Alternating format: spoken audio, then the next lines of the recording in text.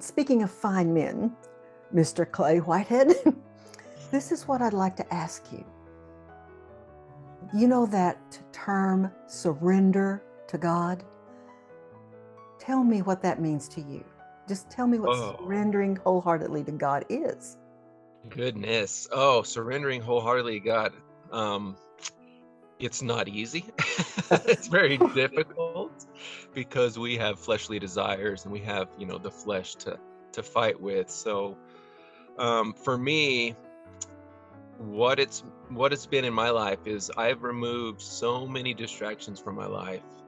I used to play video games. I don't play video games anymore unless it's like the kids want me to play Minecraft, and so I'll play an hour or something with them, Yeah. and that's about it.